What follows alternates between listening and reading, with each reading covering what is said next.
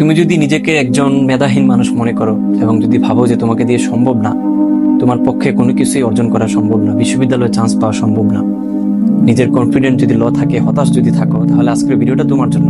এই ভিডিওটাতে আমি তোমাদেরকে দুইটা গল্প বলবো। একটা গল্প হচ্ছে আমার নিজের, একটা হচ্ছে আমার একটা ফ্রেন্ডের। এই দুইটা গল্প তোমাকে হেল্প করবে to believe in your self and তোমাকে বলতে সাহায্য করবে যে হ্যাঁ, তোমার পক্ষেও সম্ভব। শোনো, একটা একটা করে শোনো। ফার্স্টে আমি আমার নিজের গল্পটা বলি। আমি যখন ক্লাস 7-এ ছিলাম, তখন আসলে আমি বুঝতে পারছিলাম প্রথম যে আমার পড়াশোনা করা উচিত। তো যখন বুঝতে পারছি, গ্রামের স্কুলে পড়তাম, যখন বুঝতে পারছি তখন আসলে অনেক লেট হয়ে গেছিল। আমার কাছে মনে হয়েছিল তখন আমার অন্যান্য ফ্রেন্ড দেখতাম যে বোর্ডে টপ করতেছে, বিভিন্ন ধরনের কম্পিটিশনে ভালো করতেছে। আমি ক্লাসে বসে তোমার a+b² যে সূত্র দিয়ে যে ছোট ছোট ডেরিভেটিভ আছে ওগুলো আমি পারতাম না বা পারি না। তো মানে সামনে হচ্ছে জিএসসি এক্সাম, কি করব?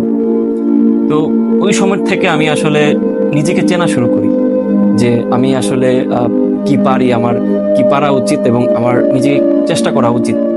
ওই যে চেষ্টাটা শুরু করলাম একদম শূন্যভাবে। আমি আমি আসলে একাই থাকতাম। একা বলতে ফ্যামিলিগত অনেক কারণে হচ্ছে আমি একসাথে থাকা হয় নাই পড়াশোনার কারণে। হ্যাঁ, তো আমি অন্য আরেকটা জায়গায় থাকতাম ফ্যামিলিকে ছাড়া। তো ওই জায়গাটাতে আসলে বসে বসে আমার এখনো মনে আছে, ওইখানে একটা ছোট্ট একটা ঘর ছিল আমার জন্য। ওইখানে বসে বসে আমি মানে জাস্ট ভাবতাম যে কি করা যায়, কিভাবে আমি ভালো করে ম্যাথমেটিক্সে ভালো হবো, কিভাবে আমার নিজেকে আপডেট করা যায়, আমি লাইফে কি করতে চাই। হ্যাঁ, অনেক ছোটবেলা থেকে ম্যাচিওর হয়ে গেছিলাম অনেকটাই। তো যখন আমি করতে গেলাম সবকিছু নিজেকে নতুন করে আবার ভাঙতে শুরু করলাম, তখন দেখলাম যে আমি একদম ক্লাস 5-এর ম্যাথগুলোও পারতেছি না, ঐকিক নিয়মের অনেক ম্যাথ পারতেছি না। তো কিভাবে আমি ভালো করবো? দেন অনেক চিন্তা ভাবনা করে আমি এখানে হাল ছেড়ে দিলাম। মানে আমি যে পারবো না এই জিনিসটা আমি তখন বুঝে গেছি যে আমার পক্ষে সম্ভব না। আমার কয়েকদিন চেষ্টা করছি, দেন সৃজনশীল আসছিল প্রথম নতুন নতুন, হাল ছেড়ে দিস। দেন গেল এই জিএসসি পরীক্ষা গেল, মেবি 4.33 আসছিল আমার। যাই হোক, আশেপাশে একটা রেজাল্ট ছিল, গেল। তারপর পরের যে ফেজটা ক্লাস 9 আমি ওখান থেকে শিফট হয়ে আসলাম আরেকটা জায়গায়। হ্যাঁ, তো এখানে আসার পরে দেখলাম যে মানে আমার সাথে যারা পড়তেছে তারা মানে অনেক ভালো স্টুডেন্ট, মানে তারা বোর্ডের সব তোমার বৃত্তি পরীক্ষা অনেক ভালো করতেছে, নানান পরীক্ষায় তারা ভালো করতেছে, ক্লাসে অনেক অ্যাটেন্টিভ, ঠাস করে সবকিছু করে ফেলতেছে। আমি কি করব? হ্যাঁ, এদিকে আমার রেজাল্টও খারাপ। ভর্তির দিন আমাকে বলতেছে যে আমাকে সায়েন্স দিবেন। আমাদের যে হেড স্যার যিনি ছিলেন উনি বলতেছে যে সায়েন্স দিতে গেলে মিনিমাম হচ্ছে 4.5 পাওয়া লাগবে। তো আমার তো 4.5 নাই, 4.33। তো আমাকে সায়েন্স দিবেন না। আমার শুরু থেকে চিন্তা ছিল যে আমি ইঞ্জিনিয়ারিং পড়বো। আমার ইঞ্জিনিয়ারিং আমার শখ এবং আমার প্যাশন বলা যায়। তো যদিও এটাকে প্যাশন বলতেছি, বাট কি জন্য প্যাশন আমি জানি না। সবাই বলে পড়তে হয়, এই জন্য, এটাই আর কি, অন্য কিছু না যে আমার বিরাট বড় ইঞ্জিনিয়ারিং হওয়ার ইচ্ছে এরকম কিছু। ওকে, দেন আমাকে সায়েন্স দিবে না। তো আমার একজন ভাই আছে, মামাতো ভাই, উনি এখন ইটালিতে আছে। তো উনি যা সুপারিশ করলো যে আমার ভাই আপনাদের স্কুলে যদি একটাও A+ হয় তাহলে এটা আমার ভাই এনে দেবে, ওনাকে নেন। হ্যাঁ, তো যে ভাবা সেই কাজ, উনি এইটা চিন্তা করে উনি আমাকে নিলেন এবং আমার উপরে বিশাল চাপ যে আমাকে A+ নিয়ে আসতে হবে। তো এরপরে এজ রেজাল্ট চলতে গেল, ক্লাস করি, বুঝি না, চেষ্টা করি, পারি না। দেন মাঝখানে ফোনে এডিক্টেড হয়ে গেলাম, ক্ল্যাশ অফ ক্ল্যান্স খেলতেছি, পড়াশোনা রাইখা ইত্যাদি ইত্যাদি করতেছি, কিন্তু পড়াশোনা হচ্ছে না। সময় চলে আসলো, প্রি টেস্ট পরীক্ষা দিলাম, রেজাল্ট খুবই খারাপ। কারণ হাতে আছে আর মাত্র 6 মাসের মতো ছিল। এসএসসি পরীক্ষা ভালো না করলে আমি আসলে দেখলাম যে আমি সিলেটেও যেতে পারবো না। এদিকে আমার ছোট ওই যে ভাই যেটা কথা দিয়ে আসছে উনি হচ্ছে ছোট হয়ে যান। দেন আমি শুরু করলাম, ওখানে স্কুলে তো আবার টিচাররাও নাই, সায়েন্সের কোনো টিচার নাই। শুরু করলাম নিজের মতো করে অনলাইনে। ফাহাদ স্যারকে তোমরা হয়তো বা চিনো, ওই যে আমাদের স্কুলের ফাহাদ স্যার। তো উনি তখন মাত্র কেবলমাত্র শুরু করছে আমাদের এসএসসির জন্য। উনি বিএস কেমিস্ট্রি, ম্যাথ, বায়োলজি খুব ভালো মতো পড়াচ্ছেন, এমনকি ইসলাম শিক্ষাও পড়াচ্ছেন, সবকিছু সমান তালে উনি। আলহামদুলিল্লাহ, ওনার মতো ট্যালেন্টেড মানুষ বাংলাদেশে খুব কমই আছে টিচার হিসেবে বলতেছি। তো উনাকে দেখা শুরু করলাম, একটা বন্ধ করে গেলাম। এতে কাপ চিনো হয়তো যারা তোমরা মুসলিম ধর্মের আছো। আমি একটা বদ্ধ করে ঢুকলাম, ঢুকা টানা হচ্ছে শুরু করলাম। আমার বই হিসাবে আমি রাখলাম রয়্যাল গাইড নিয়ে। রয়্যাল গাইডে অনেক সুন্দর মতো বোঝায়, ব্যাখ্যাও অনেক সুন্দর সুন্দর। তো ওইখান থেকে শুরু করলাম। শুরু করতে যাই দেখি মহা বিপদ। এই তো আমার শুরু না, যে আমি একদম 6-7-এর মেয়েও পারি না।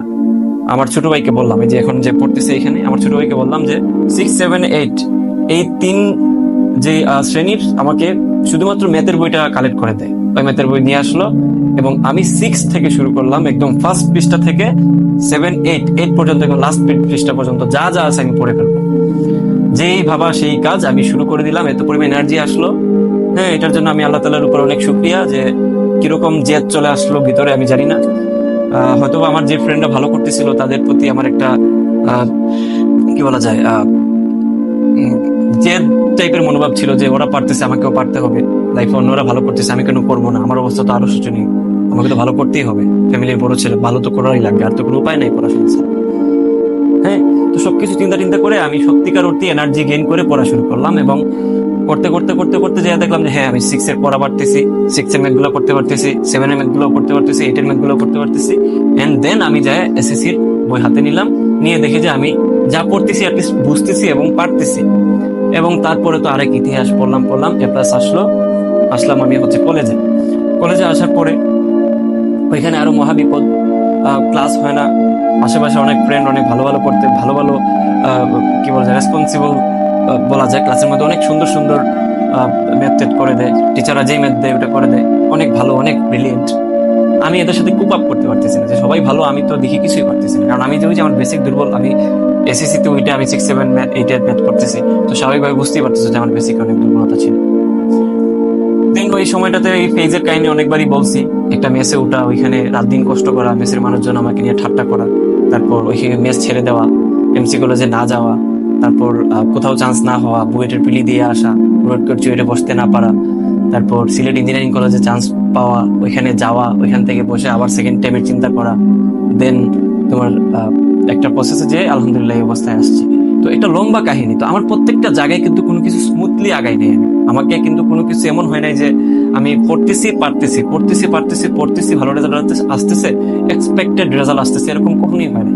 আমি সবসময় দেখা গেছে যে আমি ভাবছি একটা হয়ে গেছে আরেকটা, আমি চিন্তা করছি যে এইটাতে আমি ভালো, পরে যাই দেখি এটাতে আমি ভালো না। এই হচ্ছে ব্যাপার। তো এত পরিমাণ কি বলবো যে কনফিউজিং এবং নিজেকে নিয়ে এত পরিমাণ বা কি বলা যায় তোমার চিন্তাধারা, যত ভুল ভ্রান্তি সবকিছু কিন্তু চোখের সামনে মেলতে থাকলো। এবং এখনো পর্যন্ত বিশ্ববিদ্যালয় ওঠার পরেও আমি নিজেকে চিনতেছি একটু একটু করে, যে আমি যেটা নিজেকে ভাবি ওইটা আমি না, এবং আমি যেটা না ওইটাই আমি, এরকম করে হয়ে যাচ্ছে। হ্যাঁ, তো এই জিনিসটা যে ভুল সময়ে আমরা ভুল জিনিস ভাবি না, আমরা হচ্ছে ভুল সময়ে সঠিক জিনিস ভাবি আর সঠিক সময়ে ভুল জিনিস ভাবি, এই হচ্ছে ব্যাপার। আমাদের টাইমিং এর সমস্যা, আমার এই ক্ষেত্রে এটা হয় এবং তোমাদের ক্ষেত্রে অনেকের এটা হয় আমি জানি। তো আমি তোমাদেরকে এই কাহিনী বলার উদ্দেশ্য কি, আমার যেই একদম লেভেল ছিল ওই লেভেল থেকে আমি অ্যাটলিস্ট এখন যে জায়গায় আসছি, এখানে আলহামদুলিল্লাহ দেশের সেরা স্টুডেন্টরা পড়তেছে। আমি যার পাশে বসে তোমার ক্লাস করতেছি সে হচ্ছে দেশের একজন নামকরা স্টুডেন্ট বলাই যায়, কারণ দেশের খুব ভালো নটরডেম থেকে পড়ে আসছে, দেন ওইখান থেকে আসছে সাস্টে। তো স্বাভাবিকভাবে অনেকে ডাবি থেকে আসছে, ডাবি থেকে সেকেন্ড টাইম দিয়ে আসছে, অনেকে রুয়েট কালচার থেকে আসছে। তো এরা সবাই নিঃসন্দেহে অনেক কোয়ালিটি সম্পন্ন এবং ভালো স্টুডেন্ট। তো সেই জায়গায় আমি কই ছিলাম আর কই আসছি, সম্পূর্ণ ক্রেডিট হচ্ছে সৃষ্টিকর্তার এবং নিজের প্রতি বিশ্বাস রাখার যে ব্যাপারটা। তো আমি তোমাদেরকে এই গল্প থেকে লিস্ট যেটা সংক্ষেপে বললাম, তোমাদেরকে আমি এটা বলতে পারি যে believe in your self and hard working. তুমি হার্ড ওয়ার্কিং করলে তোমার নিজেকে আবিষ্কার করবে, যত বেশি কষ্ট করবা তত বেশি নিজেকে আবিষ্কার করবা। আরেকটা ফ্রেন্ডের কথা বলি, কলেজের ফ্রেন্ড, যেটা আমি এটা বলে দিয়ে শেষ করি। আমার একটা ফ্রেন্ড ছিল কলেজে, মানে একদম হাবাগোবা, ওর নাম বাদন। যাই হোক, আমি মাঝে মধ্যে ঢাকা বিশ্ববিদ্যালয়ের এখানে যাই। তো ওই এত পরিমাণ হাবাগোবা ছিল যে আমার কাছে মনে হতো যে এই ছেলেটা মনে পাশই করবেন, মানে কলেজের এইচএসসি পরীক্ষায় পাশই করবেন, এরকম একটা অবস্থা। মানে সোজা হিসাব যে মানে থাকে না কিছু স্টুডেন্ট যে যাদের ভাবলেশহীন, কোনো এদের দিয়ে কেউ কোনো আশা করে না, এই হচ্ছে ব্যাপারটা আর কি। আমি ধরে নিয়েছি যে কিছু হবে না। এবং আশ্চর্য হইলাম, এটা আমাদের সবার আগে সেই চান্স পাইছে ঢাকা বিশ্ববিদ্যালয় এবং এখন পড়তেছে সে। তো এই যে একটা ট্রানজিশন, কে কোথায় কখন কি করবে এটা তুমি আমি সেটা জানি না, আমরা জাস্ট বাহ্যিক ব্যাপারটা দেখি। তো তার মানে বোঝা যায় সে কি পরিমাণ পরিশ্রম করছে, কি পরিমাণ নিজেকে ভাঙছে, নিজেকে গড়ছে, নিজেকে তোমার একটু একটু করে তৈরি করছে। তো তুমি কেন পারবা না? তোমাকে যারা এখন ভাবতেছে যে তোমাকে দিয়ে কিচ্ছু হবে না, তোমার অকর্মার ঢেকি, তুমি আসলে কিছুই করতে পারবে না লাইফে, তোমাকে দিয়ে কোনো ভালো কাজ সম্ভব না, কোনো কিছু অর্জন করা সম্ভব না, অ্যাচিভমেন্ট তোমাকে দ্বারা সম্ভব না, তোমাকে বলবো যে প্লিজ কোয়াইট সাইলেন্ট, তুমি নিজেকে একটু সাইলেন্ট রাখো, চুপ রাখো। Success is the biggest revenge. সাকসেসের মাধ্যমে তুমি রিভেঞ্জটা দেখায় দাও। তোমাকে চুপ থাকা লাগবে, তোমাকে কারো রিপ্লাই দেওয়া উচিত না। তুমি চুপ থাকো, চেষ্টা করো, হার্ডওয়ার্কিং করো, দেন একটা পর্যায়ে যায় দেখবা যে ভালো কিছু হচ্ছে। আমি নিজেও এই মুহূর্তে এই টাইমে বিশ্ববিদ্যালয়ে থাকার পরেও এই জিনিসটা বিলিভ করি এবং সারা জীবন করতে হবে আমাকে। আমি এখন নিশ্চয়ই সাকসেস না, এমন বলতে পারি না যে আমি সবার থেকে সাকসেস হয়ে গেছি, আমার লাইফে আর কিচ্ছু নাই। এটা আসলে সাকসেস না, এটা হচ্ছে ধাপে আছি এখন আমরা। তো এই ধাপে যায় দেখতেছি যে অনেক কিছু পারতেছি না, অনেক কিছু বুঝতেছি না, অনেক কিছু আবার বুঝতেছি, আবার অন্যজন আরেকটা বুঝতেছে না। তো অনেক ভেরিয়েশন আছে, অনেক স্ট্রাগল আছে। তো আমাদেরকে হার্ডওয়ার্কিং এর মাধ্যমে যেটা আমরা পারি না, যেটাতে স্ট্রাগল হয়, ওইটাকে আমরা ওভারকাম করতে হবে। হ্যাঁ, কখন কি ইনসিডেন্স ঘটে যায় কেউ জানে না। কালকে মনে করো যে তোমার একটা অ্যাক্সিডেন্ট হয়ে গেল, তাহলে এই যে জিনিসটা তুমি আগে থেকে জানতা না, বাট হয়েছে। তো ওইটার কারণে তুমি কি পরবর্তী যে ব্যাপারটা, ওটা কি তোমার মাথায় আসবে নাকি অ্যাক্সিডেন্ট হওয়ার পরে তোমার যে ক্ষতি হয়েছে, তোমার যে বেঁচে থাকার ব্যাপারটা মাথায় কাজ করবে বলো তো? যেমন আমার একটা ঘটনা বলি, আমি পরীক্ষা হচ্ছে 9টার দিকে, আমাদের সেমিস্টার ফাইনালের, আমি ভাবছি 2টার দিকে।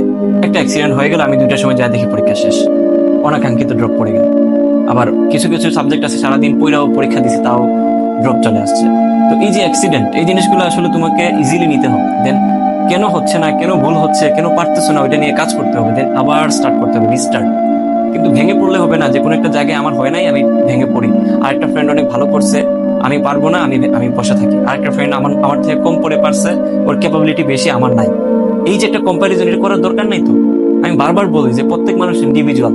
সে এখন ভালো করতেছে, এটা মানে এই না যে সে পরবর্তীতে তোমার থেকে ভালো কিছু করে ফেলতে পারে। এমন হইতে পারে যে তুমি তার থেকে অনেক ভালো করতেছো তোমার প্র্যাকটিক্যাল লাইফে কিংবা পরবর্তী জীবনে। রেজাল্টটাকে তুমি যদি সম্পূর্ণ কিছু ধরে বসে থাকো, তাহলে তোমার পরবর্তী ধাপে আগানো কি সম্ভব হবে? নিশ্চয়ই না। সে তার জায়গায় বেস্ট, তুমি তোমার জায়গায় বেস্ট, কম্প্যারিজন করা যাবে না। কম্প্যারিজন আসলেই তখন আসলে নিজেকে ছোট হওয়ার চিন্তা চলে আসে মাথার মধ্যে। নিজেকে তুমি কি বলা যায়, অন্যান্যদের থেকে অনেক কম মেধাবী ভাবা শুরু করবা, অন্যদের থেকে তোমার ডিপ্রেশন বেড়ে যাবে। So no comparison. তুমি তোমার মতো কাজ করে যাও, সে তার মতো কাজ করে যাক। প্রত্যেকে তার আলাদা আলাদা করে তার কর্মের ফল পাবে। আজ না পাক কয়েকদিন পরে পাবে, কয়েকদিন পরে না পাক কয়েক বছর পরে পাবে, কয়েক বছর পরে না পাক সে কোনো না কোনো একটা জায়গায় সে এটার ফল ভোগ করবেই। এটাই হচ্ছে বাস্তবতা। তো এটাই বলার ছিল।